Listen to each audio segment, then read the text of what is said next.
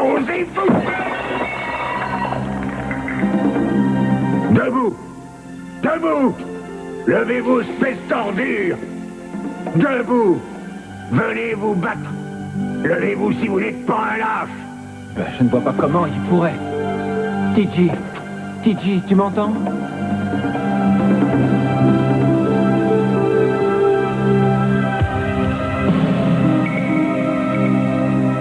TJ, il ne réagit pas. Ça m'a l'air plutôt grave. Ah non. Ah mon Dieu, non, pas encore. Papa! Pas encore. Papa, attends! Mais, enfin! Ted, il faut appeler une ambulance. Vite!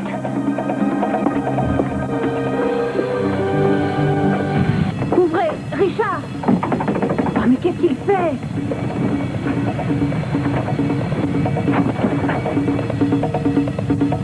Oh non! Comment s'est-il enfui?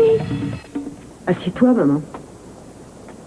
Vous avez sans doute beaucoup de choses à vous dire. Quelques secondes et je vous laisse. Je vous en prie.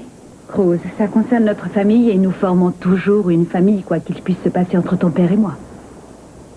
À t'entendre, tu sembles déjà résigné. Tu attends simplement que tout finisse. Eden, ce dont j'essaie de te parler est quelque chose de bien réel. Eh bien, si tu veux avoir mon avis, ce qui est réel, c'est papa et toi. L'engagement que vous avez pris, l'amour que vous avez l'un pour l'autre. Mon Dieu, rappelle-toi ce que vous avez dû traverser. Après si longtemps, après des années de séparation, tu nous es revenu. Ma mère est enfin revenue auprès de moi. Et tu aimes mon père, je sais que tu l'aimes. Comment oublier que tu l'aimes? C'est une question que je me pose aussi. Et je n'ai pas de réponse. Mais depuis que Pamela est revenue ici, ton père a commencé à changer. Et je pensais que c'était provisoire. Je pensais qu'un jour, il me prendrait à nouveau dans ses bras, qu'il se confierait à moi. Mais ce jour n'est jamais arrivé, Eden. Alors, tu t'es tournée vers... TJ. Oh, voilà, rien que la façon de prononcer son nom prouve que tu ne le connais pas. Non, tu ne le connais pas. Kelly et Ted m'en ont parlé. Ils ne connaissent pas non plus. Je suis sûr que personne n'a vraiment cherché à le connaître. Tout le monde souhaite votre retour auprès de M. Capwell. Et personne ne s'inquiète de ce que je souhaite, moi. Oui, maman, là, j'ai ma part de responsabilité. J'ai eu un tel choc. Cruz et moi sommes rentrés, nous voulions parler de notre projet de mariage, en parler surtout avec toi. Je ne m'attendais pas à ça. Je le sais, ma chérie. Et c'est ce qui me préoccupe surtout. Parce que je ne voudrais pas que cette histoire puisse nuire à ton projet. Et comment serait-ce possible? Maman, depuis que j'étais petite fille, j'ai toujours rêvé au jour où j'entrerai à l'église avec mon père et ma mère côte à côte, me regardant, en se tenant la main. Ça t'aurait peut-être même rappelé ton propre mariage. Tout ça était pour Cruz et pour moi la réalisation de notre rêve, mais à mon grand regret, il m'est pénible de devoir abandonner tout ça.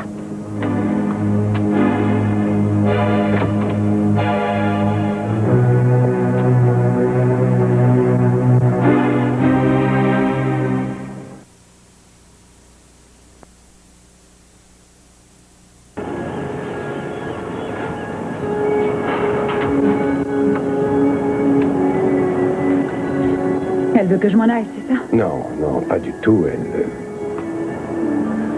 Elle est énervée. Elle a besoin d'être seule pendant quelques instants. J'ai l'impression de les faire fuir tous. Je ne sais plus que faire. Mes enfants me fuient. Ted, Kelly et maintenant, ils donnent leur première réaction est de s'en prendre à moi pour tout ce qui s'est passé. Il faut les comprendre. Ils ne souhaitent pas que tout change. Ils ne le souhaitent pas. Mais comme si un tel changement n'était pas difficile à supporter pour moi aussi. Enfin, Shani n'est plus là. Je ne peux pas garantir à mes enfants que leurs parents vont se réconcilier même si je le voulais. Vous souhaitez qu'ils reviennent? Pour l'instant, TJ est la seule personne qui me donne l'impression d'exister un peu sur cette terre. Pourquoi les autres refusent-ils de comprendre à quel point ça m'est nécessaire? Ils sont peut-être jaloux de lui. Vous l'avez dit vous-même, ils ne le connaissent pas et d'un seul coup, il débarque et il prend une place prépondérante dans votre vie et la leur. On peut comprendre que ça leur fasse peur. Oh, Cruz, jamais je ne ferai quoi que ce soit qui puisse me faire perdre leur amour pour moi. Ce sont mes bébés. Quand Eden et vous aurez des enfants, vous comprendrez, vous croyez déjà tout connaître de l'amour, mais oh mon Dieu, les enfants vous apprennent des choses que vous n'imaginez pas. Je me souviens... Je me souviens d'un jour, lorsqu'Eden était petite, elle avait 5 ou 6 ans, quelque chose comme ça, et j'étais tombée de cheval et on m'avait mis un plâtre et je devais rester au lit pendant un mois et lorsqu'elle rentrait de l'école, elle arrivait en courant et elle se précipitait jusque dans ma chambre. Et elle me faisait la lecture. Elle commençait seulement à lire, elle avait du mal à comprendre certains mots, si vous l'aviez vu. Il lui fallait presque 10 minutes pour aller jusqu'au bas de la page et je lui disais, tu n'as pas besoin de me faire la lecture, on peut aussi bavarder. Elle me répondait, oh non, maman. Quand je suis malade, tu me lis des livres et grâce à ça, je me sens tellement mieux. Et après qu'on m'ait opéré de mon cancer, je repensais à tout ça. C'est probablement ce qui me permettait de parvenir à trouver le sommeil chaque soir.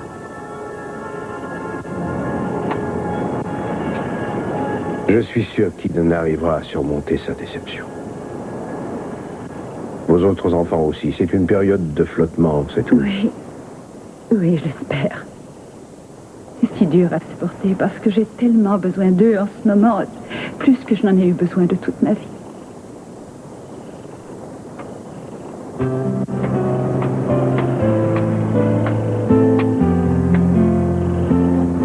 J'ai aussi besoin de toi, maman. Et je t'aime. Et je veux que tu sois heureuse. Oh, chérie.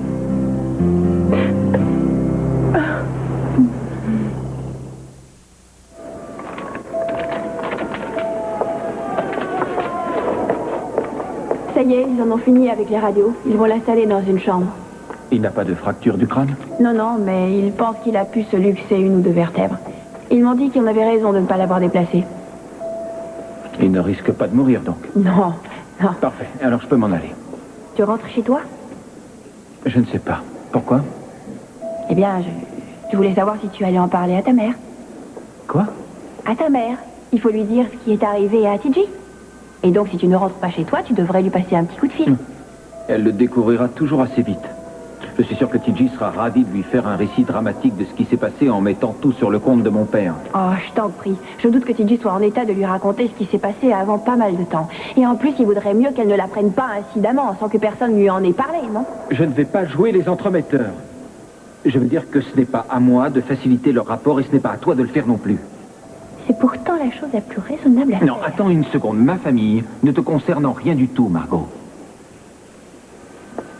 Il serait d'ailleurs temps que mes parents se prennent en charge eux-mêmes.